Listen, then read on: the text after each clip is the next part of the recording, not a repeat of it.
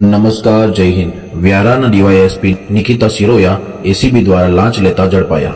Atrocity કેસમાં આરોપીને arrest ન કરવાના બદલામાં 1.5 લાખ રૂપિયાની લાંચ લેતા ઝડપાયા હતા। સાથે નરેન્દ્ર ગામિત નામના હેડ કોન્સ્ટેબલ પણ એસીબીના સકંજામાં ભરાયા હતા, જેમાં કાકરાપાર પોલીસ સ્ટેશનમાં 8 વ્યક્તિઓ ઉપર એટ્રોસિટી અને દહેજનો કેસ દાખલ કરવામાં આવેલ હતો, જેમાં ડીવાયએસપી નિકિતા સિરોયા તથા નરેન્દ્ર ગામિત રાઇટર તરીકે હતા।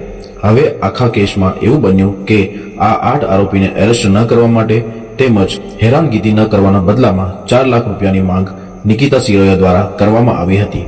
છેવટે રકમ ઓછી કરતા 1.5 લાખ ઉપર આવી અને રકમની લેવડ દેવડ કરવા માટે નિકિતા સિરોયા ડીવાયએસપી પોતે પ્રાઇવેટ કારમાં ગયા હતા। આરોપીને લાંચના રૂપિયા આપવાની ઈચ્છા ન હોતી, આથી તેમણે એન્ટી કરપ્શન બ્યુરો સાથે સંપર્ક કર્યો હતો। માટે એન્ટી કરપ્શન બ્યુરો એસીબી દ્વારા છટકું ગોઠવવામાં નિકિતા સિરોયા ઝડપાયા હતા, જે લાંચની રકમ 1.5 લાખની હતી।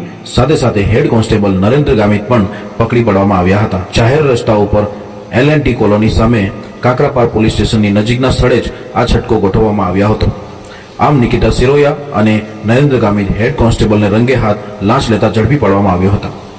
મિત્રો, મોટાભાગના દર્શકો જાણતા હશે કે એટ્રોસિટીનો ગુનો ખૂબ ગંભીર ગુનો માનવામાં આવે છે। તેના વિરુદ્ધમાં ખૂબ સખત કાયદાઓ અમલવારી કરવામાં આવે છે, જેના ડરનો ઉપયોગ કરીને નિકિતા સિરોયા ડીવાયએસપી દ્વારા લાંચ લેવાની કોશિશ થઈ અને છટકામાં પકડાયા હતા, એવા અહેવાલ પ્રાપ્ત થયા છે। હાલ ગુજરાતમાં 105 આઈપીએસ અધિકારીઓની મોટા પાયે બદલી કરવામાં આવી છે, જેના માટે થોડા સમય પહેલા હર્ષ સંઘવી ગૃહમંત્રી દ્વારા પોલીસ સ્ટેશનમાંથી ફીડબેક લેવામાં આવેલ હોવાના અહેવાલ મળેલ છે। જે ફીડબેક વ્યક્તિગત કોલ કરીને પબ્લિકમાંથી લેવામાં આવ્યા હતા, જેના આધારે આ નિર્ણય લઈ 105 જેટલા અધિકારીઓની બદલી કરવામાં આવી છે, જેમાં રાજ્યના 25 જિલ્લાના પોલીસ અધિક્ષક એસપી અને 4 મોટા શહેરના 32 નાયબ પોલીસ કમિશનર ડીસીપી ની બદલી કરવામાં આવી હતી, જેને શાસન વ્યવસ્થાને વધુ સુઘડ બનાવવા માટે પ્રયત્ન તરીકે લેવામાં આવે છે।